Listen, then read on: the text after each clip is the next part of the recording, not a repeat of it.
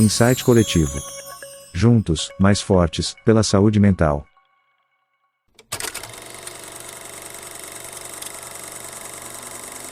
Olá, gente, sejam bem-vindos a mais um Insight Coletivo. Nós temos hoje mais um encontro, né? Acho que o segundo do ano de 2024. Seguimos com a nossa missão aqui de comunicar, de compartilhar conhecimentos relacionados à saúde mental, trazer temas que sejam pertinentes, né, para o mundo da saúde mental e das pessoas que se interessam, que convivem, profissionais, pessoas que têm esse interesse de conhecer mais e entender mais sobre a saúde mental.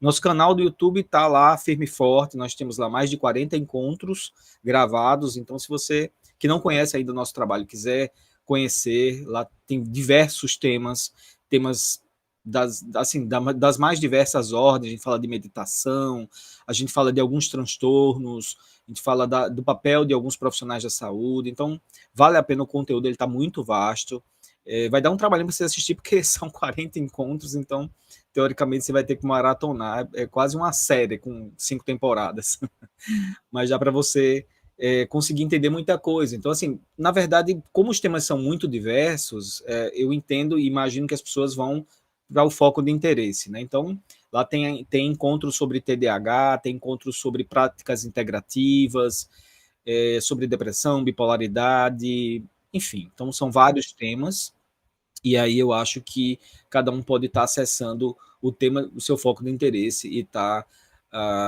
nos ajudando, inclusive, a compartilhar esse material. Se você, inclusive, acha que tem alguém, por exemplo, que você conhece que pode se interessar por algum desses temas, você pode encaminhar o link, divulga o nosso trabalho, a gente vai ficar muito agradecidos, porque a nossa ideia mesmo é compartilhar, cooperar com essa construção de conhecimentos, né, sobre a saúde mental, que a gente possa levar esse conhecimento para as pessoas. Hoje se fala muito de saúde mental, mas o que eu vejo muito, que até a Silvia estava falando um pouco aqui antes da gravação da sessão, que às vezes é muito superficial que se fala, e é muito senso comum, sabe, assim, é muito, às vezes, até fantasioso que se traz sobre saúde mental, que se discute no dia a dia com as pessoas. Então, eu acho que a gente precisa qualificar essa discussão. Acho que o Insight Coletivo, ele tem essa missão de qualificar a discussão em saúde mental e fazer as pessoas compreenderem a importância e o que é a saúde mental.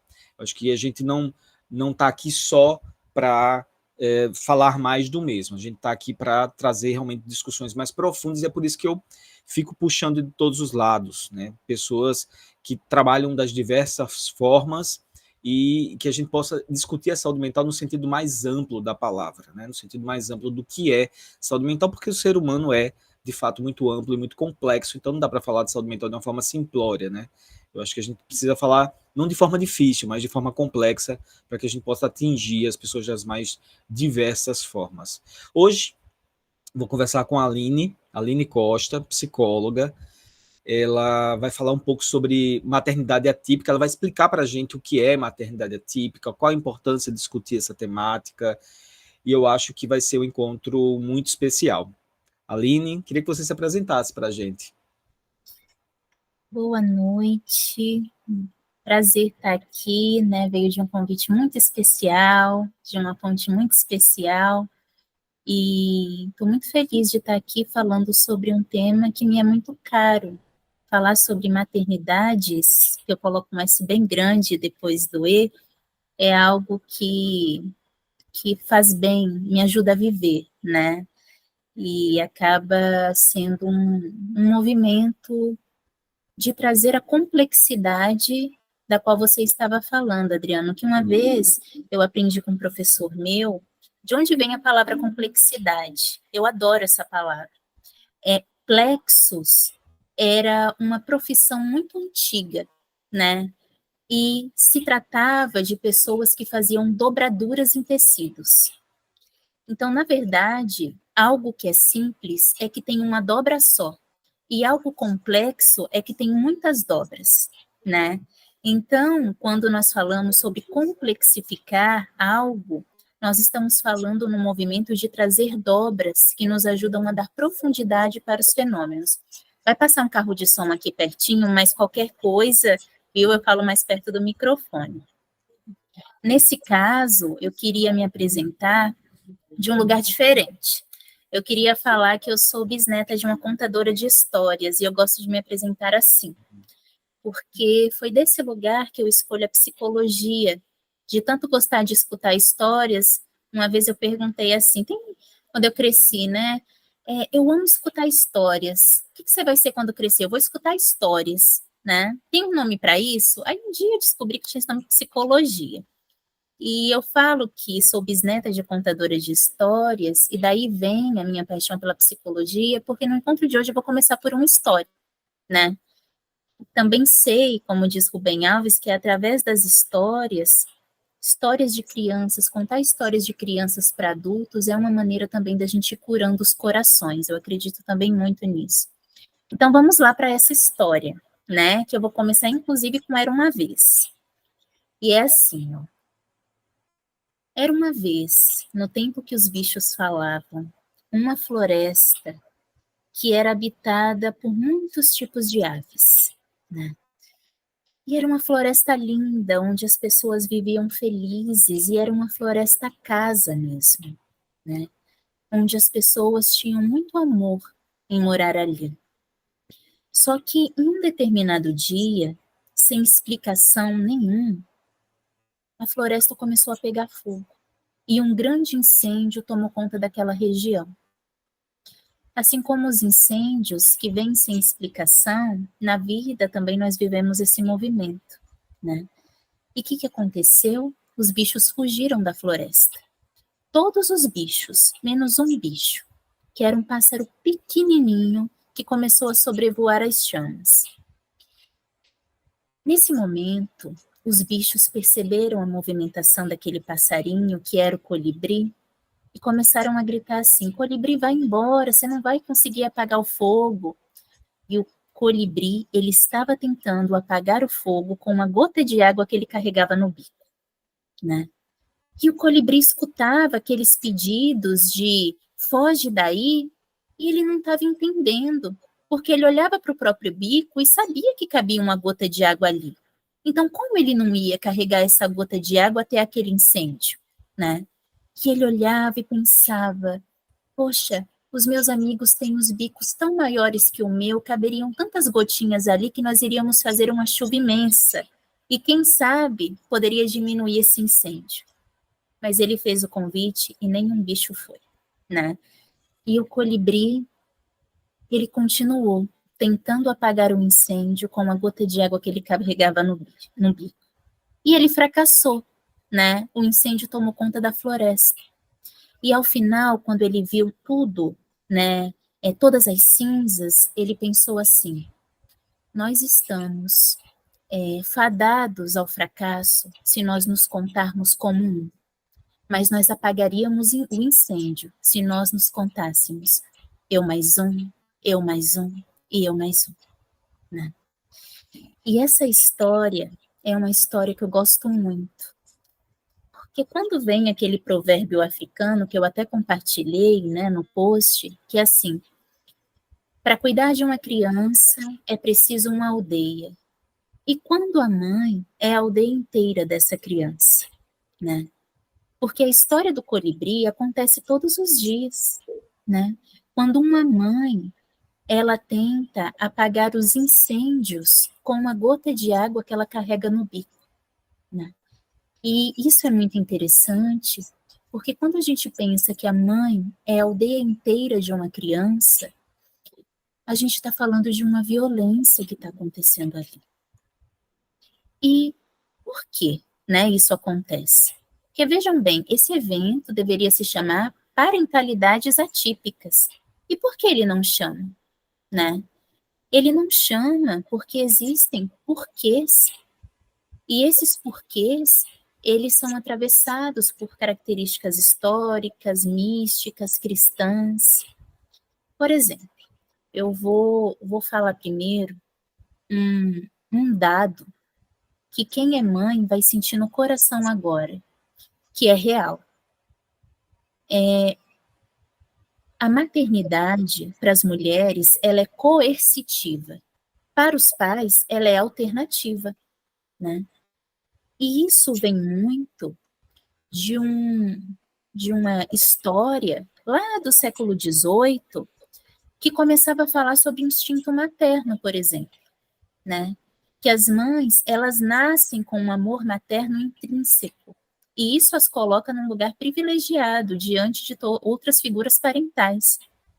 Veio, então, a Simone de Beauvoir e a Judith Butler, por exemplo, confrontar esse dado. Ela disse, não, o amor materno, ele existe, mas ele não é instintivo, ele não é intrínseco. Talvez essa seja uma estratégia para colocar como natural um protagonismo diante dessas mulheres, né? Então, veio essas duas pensadoras para confrontar essa ideia natural e começar a refletir se essa primazia não viria a ser, então, uma construção histórica, né? Uma construção histórica que bebe muito das ideias cristãs de que a mãe é santa, existe um movimento sacrificial, né? A gente olha para a arte de Michelangelo, Pietà, e a gente, ao ver aquela escultura, a gente vai ver uma desproporção que ela não vem do nada, né? Ela não é gratuita. A Virgem Maria é muito maior que o Jesus Cristo, né, naquela imagem. O Jesus Cristo é pequenininho diante da Virgem Maria. Isso pode ser uma crítica, mas é uma imagem que acaba falando muito de onde a maternidade é centrada na nossa sociedade, onde a mulher ela precisa ser muito mãe para esse filho, né? E a própria imagem da santidade, das características sacrificiais, elas vêm de um lugar muito longe, né? Muito anterior, porque vejam, a própria história dos contos de fada. Lembrem da história dos contos de fada, onde a quem era imputado as características de cansaço, de raiva, de inveja, de ódio, eram as madrastas, nunca as mães. As mães, normalmente, nos contos de fada, são mulheres mortas. Talvez porque, se vivas, elas não dariam conta desse arquétipo da santidade, né? Então, se a gente for lembrar de João e Maria, se a gente for lembrar da Branca de Neve, da Cinderela, as madrastas sentiam cansaço, as madrastas sentiam raiva, inveja, as mulheres nunca, as mães eram mulheres mortas, né? Então, isso tudo não é gratuito, né? A história, a cultura, ela é muito esperta, né? Quando nós ganhamos a nossa primeira boneca, é claro que é uma boneca e eu posso me relacionar com ela de diversas formas. Mas como nos é ensinado a cuidar da boneca, né? O que representa aquela boneca?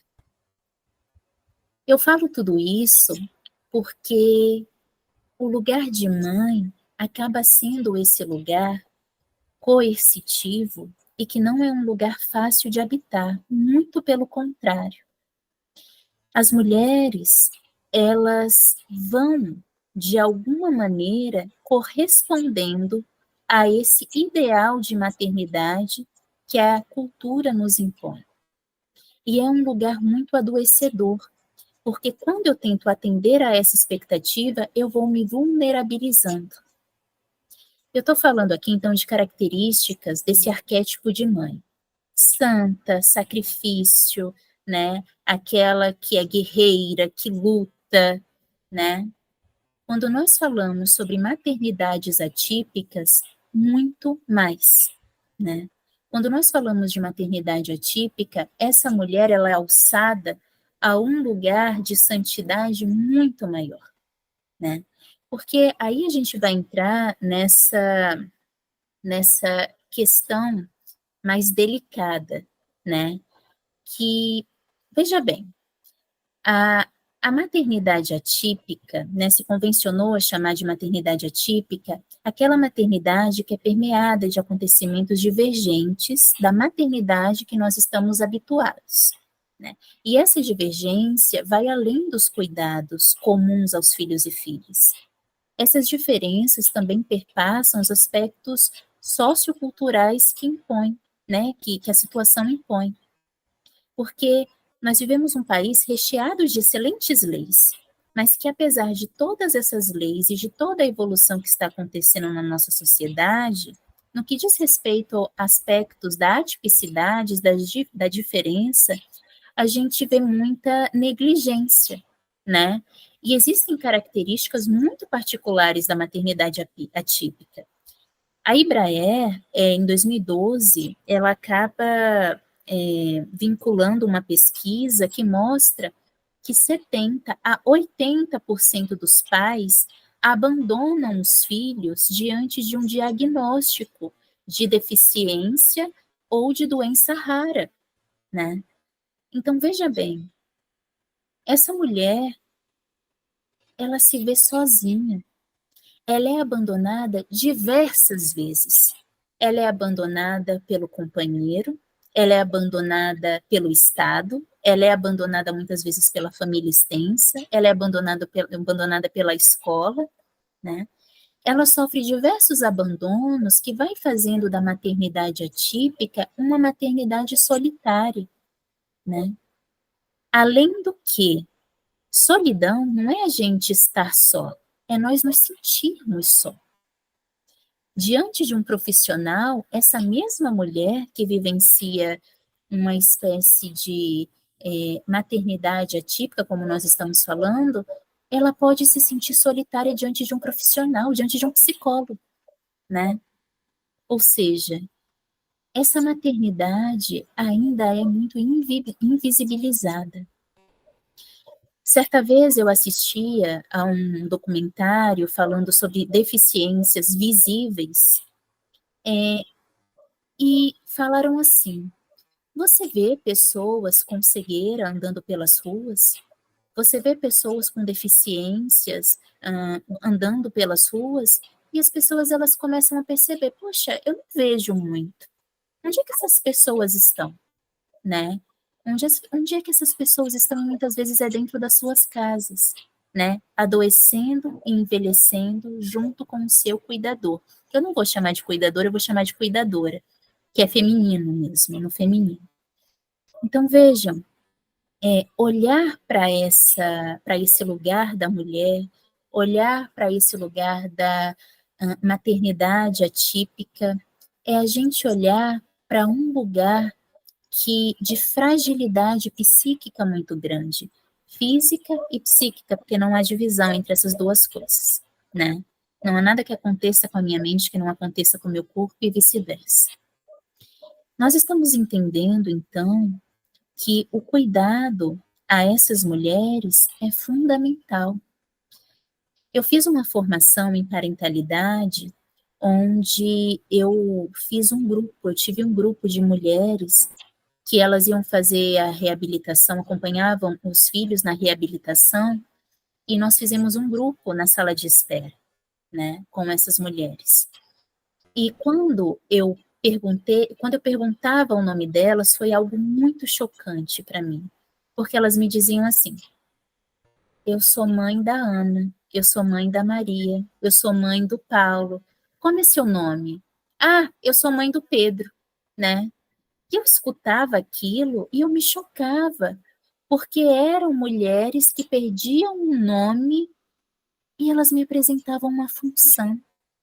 As mulheres perdem o nome, a gente desaprende o nosso nome, né? E nós fomos realizando um trabalho, na verdade eu fui mediando um trabalho, que o trabalho elas fizeram, que foi de recuperar o próprio nome, né? Elas não se lembravam se gostava de quente ou de frio, de claro ou de escuro, qual a música as emocionava, né? Elas iam esquecendo isso. Então veja o que acontece no mundo interno de uma mulher que esquece o próprio nome, né?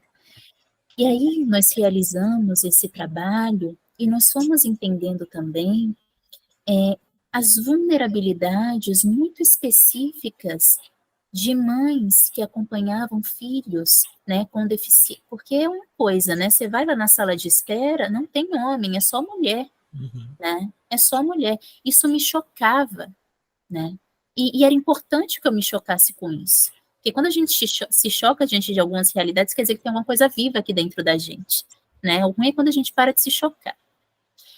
Então, ao escutar essas mulheres, eu ia compreendendo uma série de dores que eram muito próprias, né, daquela situação. A Carla Madeira tem um livro dela que está até aqui do meu ladinho, que eu estava relendo, que é Tudo é Rio.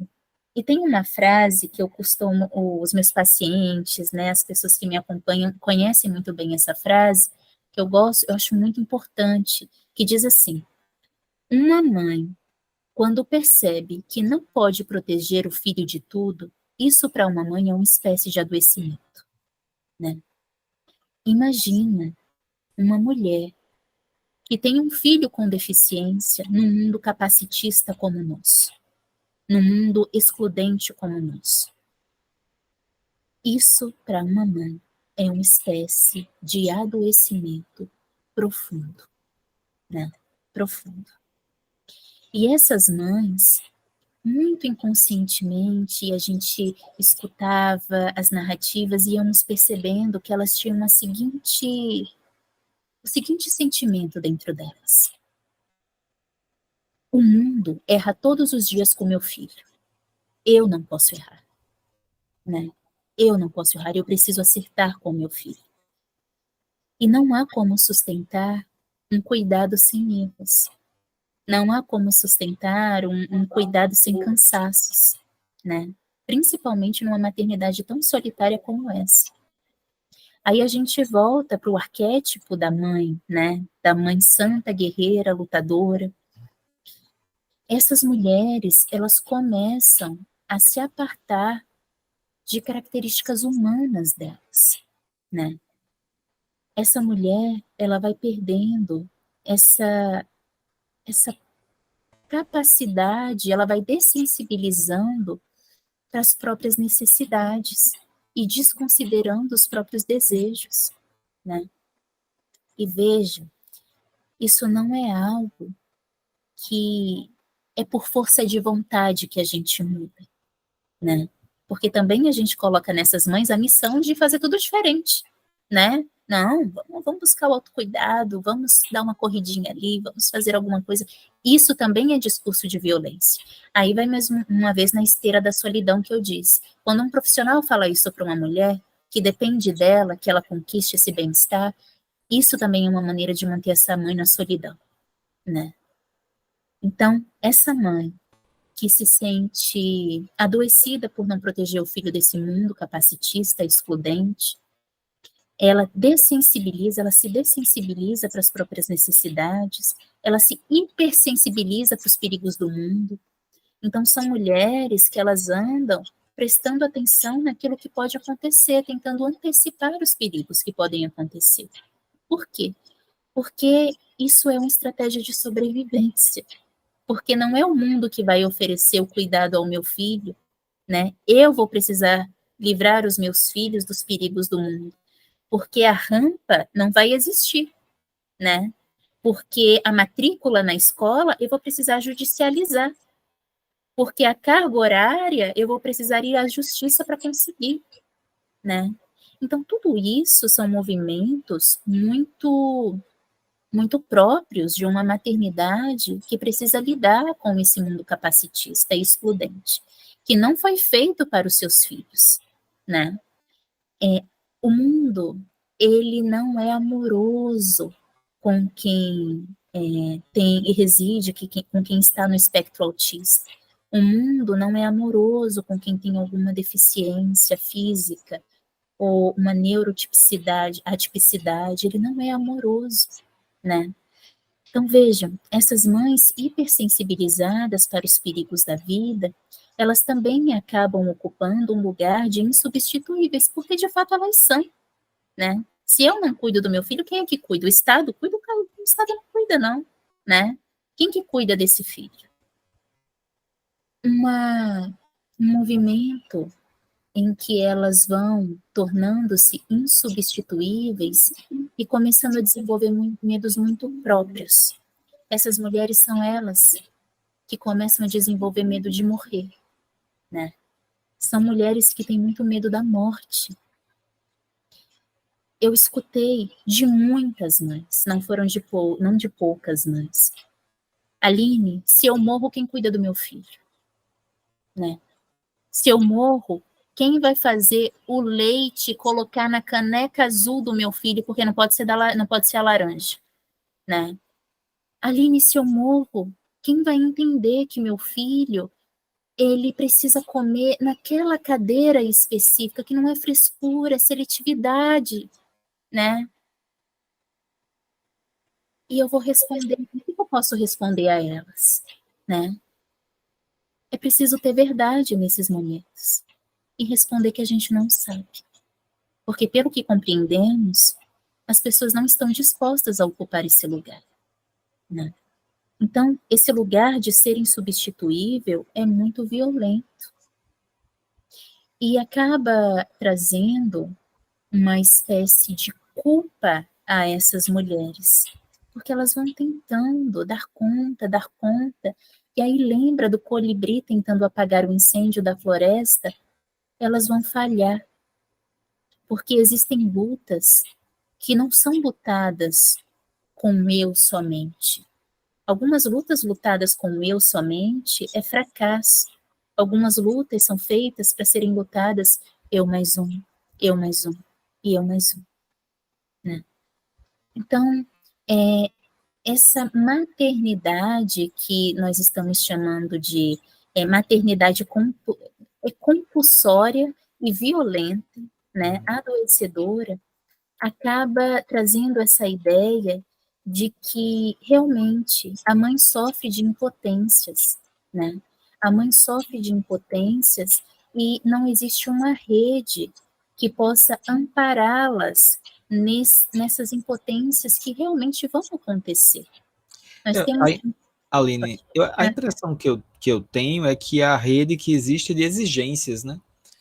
Porque, assim, se por um lado existe esse medo, como você fala, né? O medo e a culpa e o conflito, por outro lado, existem exigências de diversas ordens, não só pelo cuidado que você coloca, mas outras exigências da mulher, né? Assim, no sentido de que a mulher ela precisa trabalhar também, ela precisa ter uma carreira, ela precisa, sabe assim, e aí quando eu falo isso, eu lembro de falas, né, que eu já ouvi de pessoas que já me falaram do conflito que existe, que habita dentro delas, nesse sentido de que ela precisa ser essa cuidadora infalível, como você coloca, mas ao mesmo tempo ela precisa dar conta de outras coisas, né, dessas exigências outras, né, da carreira, de ter também um salário para contribuir dentro de casa, do cuidado, sabe? Então, eu imagino o tamanho do conflito e da energia que isso faz gastar, sabe? Porque, e é muito interessante isso, doutora Adriana, porque nós estamos, então, falando de jornadas duplas, de jornadas triplas, né? E veja, o trabalho que a mulher desempenha na casa é um trabalho, não é um emprego, porque não é assalariado, mas é um trabalho, né? E elas precisam, além desse trabalho, de um emprego. Porque, veja, ter um filho com deficiência é precisar oferecer uma série de suporte a essa criança, a esse adolescente, esse filho, né? E são cuidados que não são oferecidos pelo setor público, por exemplo, né? Então, para ter uma rede de suporte, pronto, mãe, entendo que preciso ter uma rede de suporte, eu preciso pagar por essa rede de suporte. E como a minha maternidade ela é solitária, eu preciso pagar por essa rede de suporte, né? E além disso, eu preciso então ser uma boa profissional para garantir esse dinheiro. E existe aí uma série de exigências do que é ser mulher que eu preciso cumprir também, né? Exigências das mais variadas, né? Até a exigência estética, né? Porque você precisa se emagrecer. Para além disso, você precisa se emagrecer, né? Então, veja, é muito violento o que nós estamos fazendo com essas mulheres, com todas as mulheres, em especial nessa maternidade atípica, né? tu deves é muito grande na vida delas. É por isso que a culpa, ela anda lado a lado com essas existências, né? É sempre algo que falta. É sempre uma falta na vida dessas pessoas, né? Gisele. Pode falar, Gisele. Eu não sei se o áudio está aberto, Gisele. Acho que teu áudio está fechado, talvez. Não, ele não está fechado. Talvez seja o microfone. Pronto, agora eu tô mais perto. Foi, agora foi. Pronto. Ontem eu assisti um filme que é O Retrato de um Campeão, e fala sobre a luta de uma mãe com um filho que nasceu com paralisia cerebral. E esse filho consegue crescer muito, desenvolver muito. Mas ela abre mão de tudo, logicamente, né? Inclusive do outro filho que ela tem, ela tem um filho, depois que esse nasce, para garantir que vai ter alguém mais novo que ela para cuidar dele. Então, olha só, né? E agora, tem uma fala no filme que mexeu muito comigo e tem tudo a ver com o que a gente está falando, porque ele cresce, fica adulto, e tem um momento que eles entram em conflito, né? Porque ele reclama que ela nunca tratou ele normal, tudo que a sociedade sempre, né, reclamava, ele coloca também para ela, né? E ela fala para ele assim, mais ou menos assim: meu filho, eu sei que é muito difícil viver no mundo sendo deficiente, tendo uma deficiência, mas meu filho, também é muito difícil ser mãe de um filho deficiente, porque ninguém culpa a pessoa deficiente, as pessoas culpam a mãe, desde sempre. Aí aparecem as cenas da infância, dele incentivando ele a andar, mas ele tinha a perna torta, e as pessoas diziam que ele estava chorando, ela não tinha que insistir, quando ela botava no colo, as pessoas diziam que ela estava super protegendo, enfim. E ela começa a relembrar, a lembrar ele tudo, né? É muito difícil ser mãe, porque nos culpa o tempo inteiro, nos julga o tempo inteiro, né? E isso fez a ponte com uma outra fala, né? Eu acredito muito na pedagogia sistêmica, mas tudo com o pezinho no chão. E uma fala que eu falei, gente, é muito cruel. A mãe tinha muito medo que o filho se machucasse na escola, porque o filho tinha umas fragilidades que ela, por ser essa mãe atípica, ela entendia. E aí a professora falou para ela assim, para essa mãe, porque ele realmente ele caía, ele se machucava de vez em quando. Ela dizia que a mãe tinha tanto medo que ele se machucasse, que a energia dessa mãe fazia ele cair. Então essa mãe era culpada até quando ela não estava perto do filho. Isso. Só por ela ter medo desse filho cair. Então, se ele caísse, a culpa ainda era dela, né? E aí, fechando, você falou da identidade que realmente a gente vai perdendo. Eu falo, gente, porque eu sou mãe atípica. No parto, quando não chamam a mulher pelo nome dela, já chamam de mãe. Vem cá, mãezinha. Eu odeio esse mãezinha. Vem cá, mãezinha. Ou quando você chega na escola do seu filho e você, chegou a mãe de Maria, chegou a mãe de João. Qual é o nome dessas pessoas, né? Isso. Então, isso vem vindo até que você assume, né? Eu sou a mãe, né? E vai esquecendo de si. Então, eu acho essa reflexão, assim, muito, muito importante.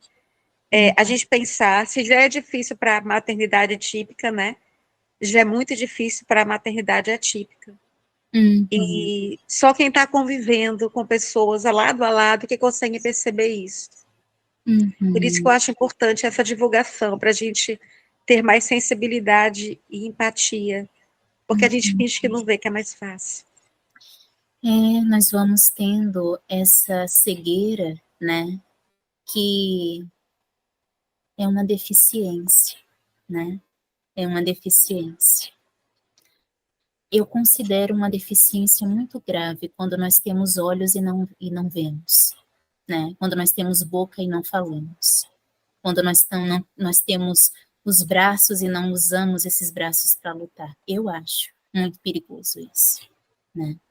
Porque, Gisele, quando você me fala sobre esse culpar a mãe, a quem serve a culpa materna, né?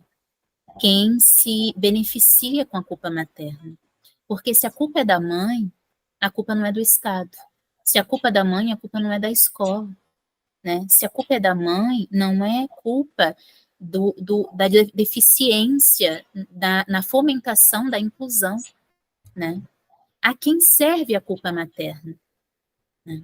Então, eu sinto que esse debate é muito importante, porque nós precisamos responsabilizar a quem é responsável por isso, né? E eu trouxe, eu acho que seria um bom momento, que nesse trabalho que eu fiz com essas mães na sala de espera, nós fizemos literatura com isso, né? E no final, essas conversas que nós tivemos, essas conversas elas deram origem a uma carta muito curta, que é quase um bilhete, né? Mas que são cartas, um bilhete com frases dessas mães que foram falando sobre a experiência diante desse fenômeno de ser mãe, né? De ser mulher, desse fenômeno de ser pessoa diante dessa condição, dessa situação toda. E aí, eu acho importante trazer, porque mais do que eu falar sobre essa experiência, elas precisam falar sobre essa experiência. E aí, no final, eu, né, fui fazendo umas costuras, e nós fomos construindo, e eu vou ler para vocês esse bilhete, pode ser?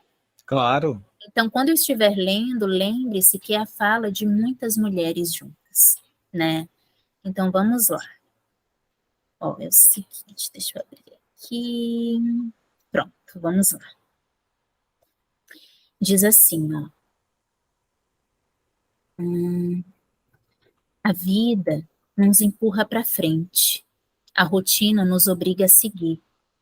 Assim como a morte, a vida é imperiosa. Ela exige. E no mecanismo dela, a gente vai só seguindo o ritmo das engrenagens. Até que escuto o teu riso descompassado, o teu grito diferente, o susto com a chuva forte, a febre que faz tremer os dedos das mãos e dos pés. Escuto uma frase que me comove inteira. Mamãe, é você? Como você tá linda, princesa mamãe. No outro dia você tem febre de novo. E grita, e tenho vontade de fugir. É que é preciso carregar tudo, porque em nossa casa a ausência é cheia. E depois de carregar tanto, não cabe mais nada. Aí a vida tem que parar um pouco, só um pouco. Num chuveiro, segurando na parede, escapa pelo olho uma angústia que não foi vivida. Para uma mãe, não importa o quanto o filho esteja bem, há sempre algo a ser feito. Um gesto que carregue a ilusão de salvar o filho de todas as dores do mundo. Mas mãe tem braço, vísceras, dentes e joelho. Mãe sonha, gosta de samba, teve primeiro amor, segundo, terceiro, quer conhecer a Argentina e prefere as unhas pintadas de azul. Demorei um tempo até entender que eu não nasci sabendo ser mãe. E, na verdade, ninguém nasce, a gente se torna. E para tornar-se qualquer coisa é preciso atravessar e ser atravessada por isso. Quando recebi a notícia de que você nasceria com uma deficiência, o que me contaram na verdade é que seria uma criança diferente. Perguntei à plantonista se todas as crianças não eram diferentes. E ela me respondeu que existem crianças mais diferentes que outras, mas que eu seria recompensada por isso. Senti raiva do seu dizer esburacado. Não deveria precisar contar para uma médica que há palavras salgadas, que ao tocar na ferida da gente faz doer de um jeito forte. Por 2 meses, a cada consulta, tudo que eu fazia era tentar provar para ela que amava você. Hoje não preciso provar. Descanso na verdade que te amo. E fomos precisando inventar uma vida. E sinto, meu filho, que esse é o momento em que preciso reinventar mais uma vez. É que agora é como se toda vez que dissesse eu, estivesse dizendo nós. Mas afinal, quem sou eu? Ser mãe me destrói e me regenera, filho. Hoje percebi que pedir ajuda é possível e necessário. Embora eu tenha um corpo sem deficiências, há coisas que também não posso fazer sozinho. te dou o colo que posso e ando aprendendo que de colo também vou precisar. Mas quem oferece? Veja, o amor materno é um sentimento humano, e como todo sentimento é incerto, frágil e imperfeito. A ternura existe, mas também vai faltar. Meu abraço existe, mas também vai faltar. Falo isso sem necessidade de me desculpar com você, pois no fundo não há nada de errado em ser gente. Ainda existo, não estou morta, só estou muito ferida. Porque o corpo inteiro está aqui, mas me faltam partes. Você me enxerga, doutora? Me ajuda a enxergar? Tudo que eu sei é que vim de longe, amei Maria, fui alegre e triste, às vezes violenta, mas eu me amancei e estou cansada. Estou cansada de estar fora, um habitante do fora. Eu quero contar para você que eu fracasso em converter luta em conquista. Fracassar é uma condição das mães, de pessoas com deficiência. Mas o que eu tenho para oferecer sou eu mesma. Este corpo feito de palavras, cicatrizes. Esse corpo tragicamente insuficiente, mas presente. Amanhã, filho, vamos tocar a água morninha na nossa praia de domingo. E diante das águas vou rezar assim. Mãe de todas as mães, rainha do mar, senhora das ondas, pai de todos os pais, rei de todos os reis, senhor da paz, tenho pedido que mora no meu coração. Que o meu filhinho fique vivo e que ame brincar. E que eu possa me tornar uma mulher toda viva, que também ame brincar. E essa é uma carta que nós fomos tecendo com as falas delas, que é como se elas estivessem falando assim: eu existo, eu preciso me encontrar, eu quero descobrir daquilo que eu gosto, né? Eu quero descobrir aquilo que eu esqueci, eu quero descobrir o meu nome de novo, né?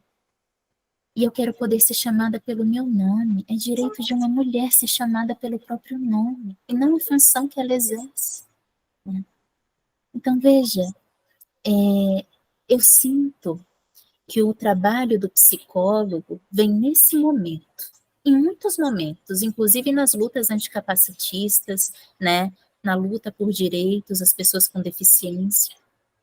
Mas olha só, a partir do momento que a angústia se instaura, a partir do momento que a maternidade que eu conheci, que me contaram, tida como típica, que isso também é uma problematização, né? O que é típico, o que é atípico, né? A gente precisa dessa palavra por questões políticas, mas veja, quando essa minha maternidade, ela se afasta da normatividade, que vida que eu posso inventar? Porque angústia é aquilo que abre o terreno das possibilidades. Eu, como profissional, né? Como que posso ajudar essa mulher a inventar uma vida em que ela permaneça viva, porque há muitas maneiras de morrer em vida, né? Inclusive, percebendo que essa mulher, ela está adormecida e a gente não fala sobre isso, né? Então, a invenção é um processo que nós profissionais precisamos estar muito atentos, né? Ajudar essa mulher a inventar uma vida possível em que ela possa permanecer viva. Para além de mãe, ela ter um nome, né? E isso não é algo que depende só dela. Isso é algo que depende de todo um sistema para que possa acontecer. A clínica pode ser um lugar onde a mulher sai ainda mais culpabilizada por aquilo que vive, né? As dores do seu existir têm a ver com você, têm a ver com o mundo. Porque o que é muito difícil? Ter um filho com deficiência, mas principalmente ter um filho com deficiência na sociedade que nós vivemos, né? Então, eu sinto que ao profissional da psicologia vem um pouco essa missão, né, de repovoar a aldeia, resgate da prática da aldeia, né? A parentalidade deixar de ser vista como responsabilidade privada e passar a ser comunitária, o que envolve necessidade das políticas públicas, creches nos locais de trabalho, licença de maternidade, paternidade ampliadas, redução da jornada de trabalho, né, reestruturação da sociedade para o resgate da prática de aldeia, né? Então, nós, como profissionais, temos sim essa missão, né? Para que a história do colibri não se repita tantas vezes, né? E que é de maneira escancarada também. E que nós possamos lembrar do convite que o colibri faz ao final da fábula, que é o convite que as mães, elas gritam, né? Silenciosamente, muitas vezes. Que é assim: uma luta, ela está fadada ao fracasso se é contada como um. Mas nós podemos romper barreiras, sim, e apagar incêndios se nós lutarmos. Eu mais um, eu mais um, eu mais um. O mais um somos nós. É o psiquiatra, é o psicólogo, é a escola, né? Somos todos nós. Eu acho, Aline, isso que você fala, assim, o papel do psicólogo, né, nessa questão da reconstrução, de ajudar essa mulher a se reinventar, né, fazer uma invenção de si mesma, uma reinvenção de si mesma. E eu acho que assim, eu acho que esses momentos, né, de poder falar sobre isso, eu acho que é importante sim para os profissionais da área psi, mas também para os profissionais da saúde de modo geral, sabe? Porque como é difícil as pessoas compreenderem, é porque parece que há uma distância muito grande entre as pessoas, de modo geral, e essa realidade, é o que aparenta. Porque elas quando elas tentam, de alguma maneira, ajudar ou se aproximar, elas se aproximam com uma postura capacitista, com uma postura cheia das melhores intenções, né? Cheia das melhores intenções, cheia das melhores cheia das boas vontades, mas numa postura absolutamente capacitista, né? E com soluções prontas, que são soluções prontas baseadas em si mesmo, né? Aquela coisa que funciona para mim, eu acho que vai funcionar para o outro, né? E acho que até você falou um pouco disso. Ah, fulaninha, vai fazer uma caminhada. Ah, fulaninha, vai para uma academia. Ah, fulaninha, vai cuidar do seu cabelo. Você vai se sentir melhor se você cuidar do seu cabelo, se você cuidar da sua pele, se você fizer isso, se você fizer aquilo, né? São muitas fórmulas mágicas. E o que mais me dói, entre aspas, é que os profissionais da saúde fazem isso. Não só as pessoas no geral, né? Os profissionais da saúde, de modo geral, eles fazem muito isso, muito, muito. A gente está falando de maternidade atípica, mas eu vejo isso o tempo todo em relação aos transtornos mentais, de modo geral. Em relação às pessoas que carregam limitações e dificuldades e arrastam correntes na vida, sabe? E o tempo todo a gente vê as pessoas colocando essas soluções, né? Então, eu acho que esses momentos são muito preciosos para a gente lembrar isso, né? Acho que tem muitos profissionais da saúde no grupo, e inclusive profissionais das diversas áreas, tem dentistas, tem, enfim, profissionais da saúde de diversas áreas. E eu acho que é muito precioso a gente poder lembrar isso, sabe? Assim, dizer que, olha, a gente precisa sim, a gente pode ajudar sim. Eu acho que é nosso papel quanto profissional da saúde acolher as pessoas, mas a gente precisa ter um mínimo de, eu não gosto da palavra capacitação não, mas sensibilização, a gente precisa ter um mínimo de sensibilização, né, de compreensão para poder fazer isso de uma forma, eu diria, mais assertiva, sabe? Porque eu acho que da forma que eu vejo acontecer, a gente fala muito de humanização, a gente fala muito de acolhimento, né? Eu trabalho num centro de atenção psicossocial, num CAPS, e eu digo a vocês, assim, que muitas vezes eu vejo muitos acolhimentos mal feitos. A gente luta para que isso melhore a cada dia, mas, poxa, como é difícil, né? Porque as pessoas sempre incorrem no bom senso, entre aspas, para tentar fazer as coisas e acaba que incorre em erros.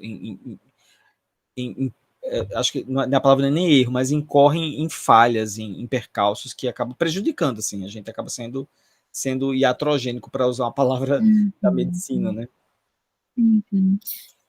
Eu acho essa palavra muito preciosa. Eu considero uma das palavras mais preciosas que existem.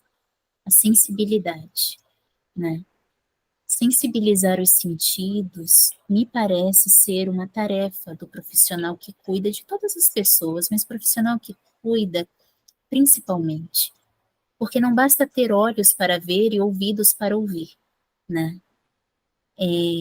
Nós precisamos retomar a possibilidade de escutar o outro. O que é acolhimento? O outro vai precisar me falar o que vai ser acolhimento a cada vez, naquele momento. Eu preciso escutar a dor dele. Eu preciso parar, eu preciso sair desse lugar de oratória, de profissional que fala, para ser um profissional que escuta, né? O que é doença para aquela pessoa? O que é saúde para aquela pessoa? O que é ser mulher para aquela pessoa? O que é ser mãe para aquela pessoa? As palavras, elas estão todas enfeitiçadas. Nós precisamos tirar o feitiço das palavras, que é ter um significante para toda palavra, mas que para aquela pessoa pode ser algo totalmente diferente. Então, veja só, quando uma mulher me chega falando sobre cansaço, eu preciso perguntar para ela: que cansaço é esse? O que é cansaço para você? Eu preciso ser como a criança que está aprendendo sobre as palavras agora. O psicólogo, ele precisa ter esse amor pelas palavras e desaprender as palavras para, junto ao outro, reaprender o que é aquilo para ela, né? Então, veja, eu sinto que essa sensibilidade, doutor Adriano, que você fala, ela é um exercício diário, né? Para que eu possa chegar com os olhos vivos, os ouvidos vivos, o abraço vivo para aquela pessoa que está na minha frente, né? E por que não falar de amor? Eu falo muito de amor na minha prática psicológica, porque eu acho que o amor é a casa onde o outro descansa, né? Então, como que eu posso oferecer um acolhimento amoroso para aquela mulher que chega, né? Aquela mulher que muitas vezes ela quer o silêncio daquela casa, né?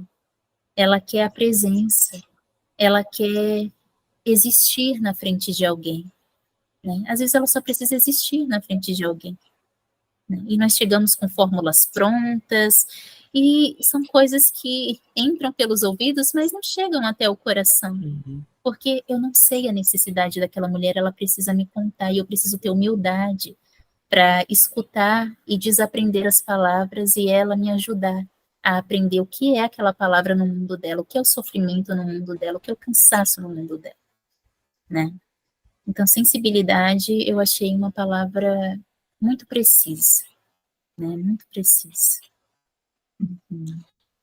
Alguém gostaria de fazer alguma contribuição, alguma pergunta para a Aline? Gisele?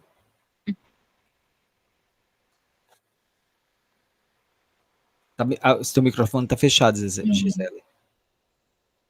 Falei que eu sempre falo, né? Bem, vocês falaram da área da saúde. Eu vejo isso acontecer também na área da educação. Essa mãe chega na clínica e tem essa, né? Ela ouve, né, essas coisas. E que quando ela chega na escola, eu vejo isso acontecer. A professora ou a coordenadora fala para essa mãe: você tem que estudar mais com o seu filho. O seu filho tem capacidade. Aí a mãe fala que não sabe como fazer isso. Aí a outra fala: eu te ensino. Gente, mas a gente não sabe a jornada daquela mãe se ela quer aprender mais alguma coisa, né? Então, isso também acontece nas escolas. E assim, e é diferente uma escola que tem condições de acolher, uma escola que você paga por isso, e uma escola pública, onde não chega esse apoio, né? Então, a mãe, além dela ter que dar conta de tudo, ela também tem que dar conta de estudar com ele em casa. Eu presenciei uma mãe ter que assistir aula junto com o filho, porque não tinha nenhum apoio na sala de aula. E ela, todos os dias, ela precisava entrar em sala e ficar com o filho, porque ele não tinha condições de ficar sozinho. E o apoio chegou no final do ano, né? Mas, então, isso também é uma realidade dentro da educação. Eu sinto que quando isso acontece, nós falhamos como sociedade, né? O rol taxativo está aí para mostrar para a gente, né? A maternidade atípica, ela precisa ela precisa sempre ser falada no plural, maternidades atípicas, porque uma mulher preta, né, ela tem uma vivência diferente de uma mulher branca. Uma mulher preta e que mora na periferia, ela tem uma vivência diferente, né, da mulher preta que não mora na periferia. Então, essas intersecções, elas precisam ser olhadas com muito cuidado, porque vai fragilizando ainda mais, né? Vai fragilizando ainda mais, vai vulnerabilizando ainda mais. E às vezes resta a essas mães o asilamento, ou o filho não ter direito ao estudo, à escola, né, à educação. As mães, elas vão fazendo o que podem, né? Mas se os outros não fizerem aquilo que eles podem, ou seja, se os animais não colocarem as gotinhas no bico deles, vai ser sempre um colibri diante de um incêndio, né? Então, veja, a escola, ela tem um papel tão importante. Eu falo assim, quando se chega na escola, se pergunta sobre inclusão, né? E tá, tudo bem, ela tem um discurso bonito sobre inclusão, mas como que é o dia a dia daquela escola sobre inclusão? Porque isso deveria ser uma pergunta de todos, né? Porque se uma escola não tem capacidade de perceber as diferenças gritantes do filho da Maria, ela não vai ter a capacidade de perceber as diferenças sutis do seu filho, né? Então, isso deveria ser uma pergunta de todos, né? Então, eu sinto, assim, que é um debate que ainda é muito inicial se falar sobre inclusão, né? Nós ainda precisamos trabalhar muito para falar em inclusão, né? Parece uma benesse, uma escola inclusiva, quando na verdade é um direito, né? Ter um professor, né? Um professor assistente numa sala para um aluno, parece uma benesse, quando na verdade é um direito desse aluno. Mas aí o Estado não consegue oferecer, né? Na verdade, eu acho, assim, a impressão que eu tenho ali, né, que nós, quanto civilização, nós estamos ainda bem distantes disso, assim, né? Acho que nós estamos num processo de construção, porque por mais a gente tá falando, a gente tá comparando aqui às vezes serviço público e serviço privado, mesmo nos serviços privados, né, e mesmo fora do país, em países ditos de primeiro mundo, é extremamente difícil isso. É extremamente complexo, complicado de ser feito, e a gente vê essa dificuldade da inclusão, essa dificuldade do acolhimento do diferente, né? Então, eu acho que nós, quanto processo civilizatório, a gente ainda está em construção, a gente ainda está num, a passos lentos ainda, né? A gente já entende muitas coisas, né? A gente olhando transversalmente aí na história, nós já evoluímos, óbvio, né? Graças a Deus, felizmente nós evoluímos. Aí a gente olha aí e se a gente olha, sei lá, não precisa ser muito tempo não, olha, faz um recorte de 20 anos, tá? 20 anos já a gente tem uma diferença sensível em termos de política pública, em termos de lei, em vários aspectos. Eu acho que nós avançamos sim, mas é como a Aline fala, nós temos leis belíssimas, mas na prática ela é dolorosa. A prática ela tem sido difícil de modo geral, e eu entendo que é assim porque é um processo, né? Nós estamos construindo.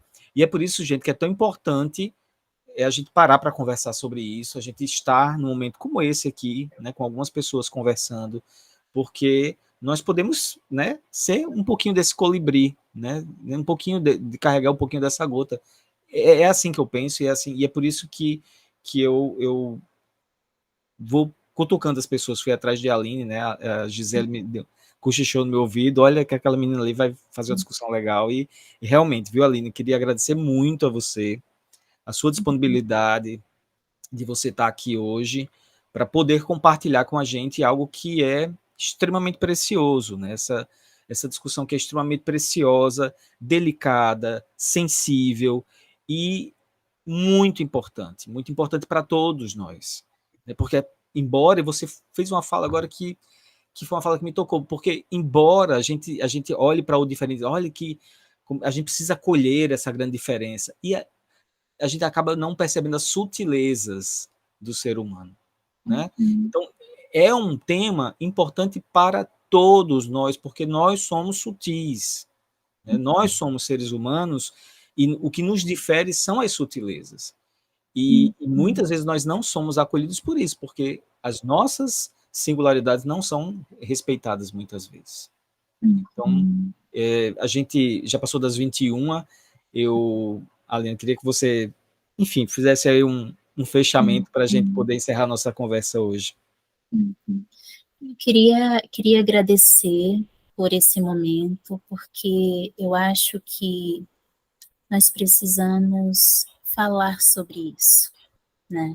Enquanto nós estivermos falando sobre isso, há esperança, porque é a esperança do verbo esperançar, como diz Paulo Freire, nós vamos nos colocando em movimento nesse debate.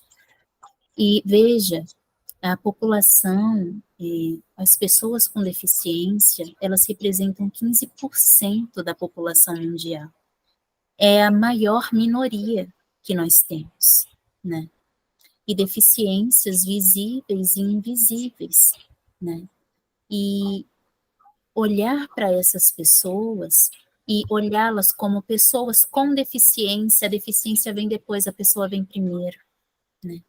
A gente precisa fazer esse movimento, né? Para entender que são vidas cheias de possibilidades.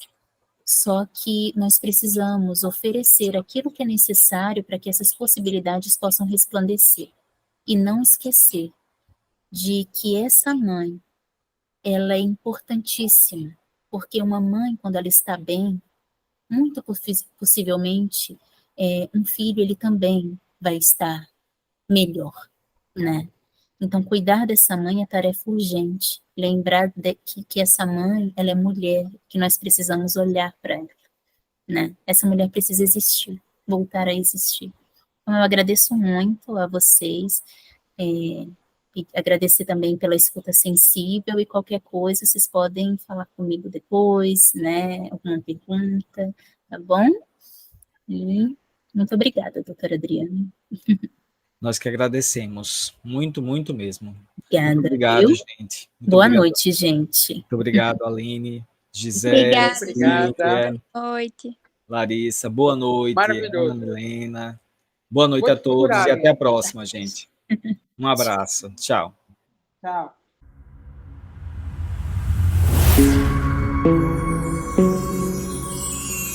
Insight coletivo.